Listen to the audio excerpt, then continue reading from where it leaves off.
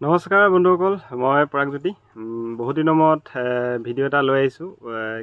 মানে ভিডিঅ' আগত দি আছিলোঁ, যেতিয়ালৈকে মানে পুলিচৰ ৰিক্ৰুইটমেণ্টটো হৈ আছিলে, ফিজিকেল হৈ আছিলে, কাট অফ চাট অফ বহুত কিবা কিবি দি আছিলোঁ।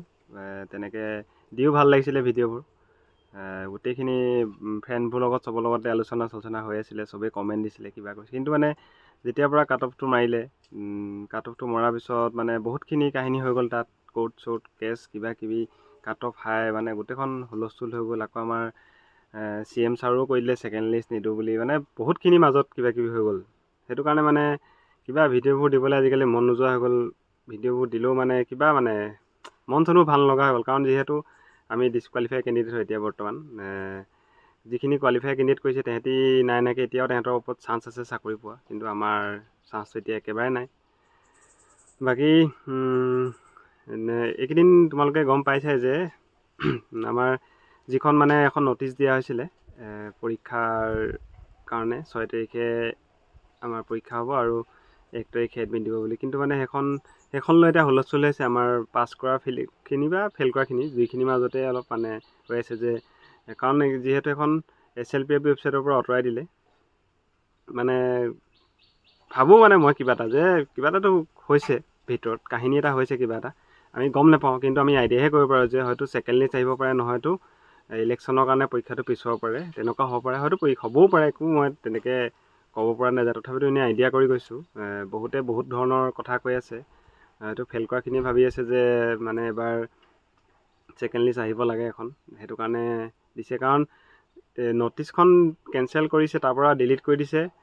ডিলিট কৰা কিন্তু ৰিজন দিয়া নাই একো। আগতে ডিলিট চিলিট কিবা কৰিলে কিবা এটা ৰিজন দিয়ে, কিন্তু এখন ডাইৰেক্ট আঁতৰাই দিলে। তেনেকৈ সেইখিনি চাবলৈ পৰা কিবা এটা আশা কৰিব পাৰি। কিন্তু এটা কথা কওঁ মই, আমাৰ যিখিনি কেণ্ডিডেট আছে, যিখিনি 1ৰ ভিতৰত মানে ধৰা এতিয়া যদি কিছুমানৰ যদি 32 গৈছে, তেহেঁতি যদি 31 পাই আছে, কাট অফটো 1 নম্বৰ ভিতৰত যিখিনি আছা কেণ্ডিডেট, তোমালোকে মাজে মাজে মানে কিতাপখন চাই থাকা। সদায় চালেতো ভালেই কথা তোমালোকৰ, কিন্তু এতিয়া পঢ়িবলৈ মন নাযাব, কাৰণ একো নায়েই। তথাপিতো তোমালোকে চাই মেলি থাকা, কাৰণ যদি কেনেবাকৈ ছেকেণ্ড লিষ্টখন মাৰি দিয়ে আকৌ এখন, ক'ব নোৱাৰি ন কি হয় কি নহয়, একো তুমি ক'ব নোৱাৰা, ময়ো ক'ব নোৱাৰা আজি ছেকেণ্ড লিষ্ট দিব নিদিব, তোমালোকেও ক'ব নোৱাৰা। সেইটো কাৰণে কৈছোঁ যে পাৰিলে পঢ়ি থাকা, কাৰণ যিখিনিয়ে পাছ কৰিছে সেইখিনিতো অলৰেডি পঢ়িয়ে আছে। যিখিনিয়ে ফেইল কৰিছে সেইখিনিয়ে পঢ়া নাই। মোৰ মতে পঢ়ি থকাই ভাল হ'ব। পঢ়িলে নিজৰ কাৰণেও ভাল, আৰু বাই চান্স যদি ছেকেণ্ড লিষ্টখন দি দিয়ে, নাম আহি যায়, পৰীক্ষা পেট দিব, তাৰপিছত তোমালোকৰ মানে দিগদাৰ হৈ যাব তেতিয়া। সেইটো কাৰণে কৈছোঁ চাই মেলি থাকা কিতাপখন। কাৰণ 1 নম্বৰ ভিতৰত মানে কাট অফ কমিলেও যদি ছেকেণ্ড লিষ্ট আহে বা কাট অফ দিয়ে, 1 নম্বৰ কমিব আৰু তাতকৈ বেছি নকমে। সেইটো কাৰণে বেছিখিনিয়ে ইমান মানে আশা কৰি লাভ নাই, কিন্তু যিখিনিয়ে অলপ কাৰণে থাকি গৈছে, সেইখিনি আশা এটা কৰিব পাৰা। ছেকেণ্ড লিষ্ট আহিলে তোমালোকৰ নাম আহিব পাৰে। আৰু যদি নাহে, যদি পৰীক্ষাও নহয়, হয়তো যদি মইতো বহুতকেইটা গ্ৰুপতে আছোঁ, তাত আলোচনা হৈ আছে যে হাইকোৰ্ট কেছ দিছে, কিছুমান কেছ দিয়া নাই, কিছুমানে কেছ দিছে, মানে বহুতখিনি কথা তাতো আলোচনা হৈ আছে। কিন্তু কেছ দিছে লিখা লাগিছে হাইকোৰ্টত, সেইটো কাৰণে হয়তো তেনেকুৱাও হ'ব পাৰে যে হাইকোৰ্টে অৰ্ডাৰ দিব পাৰে। সেইটোও হ'ব পাৰে কাহিনী, কি হয় ঠিক নাই। পঢ়ি মেলি থাকা। আৰু তোমালোকৰ কামাণ্ডো দেখিছে, কি ক'ম আৰু, মানে আজিকালি কাট অফটো একো মানে আইডিয়াই কৰিব নোৱাৰি, এক্সপেক্ট কৰিব নোৱাৰি। কাট অফ ক'ত গুচি গ'ল, 67, 68। স্পৰ্টছতো নকওঁৱেই বাৰু, স্পৰ্টছৰ কৈ লাভেই নাই।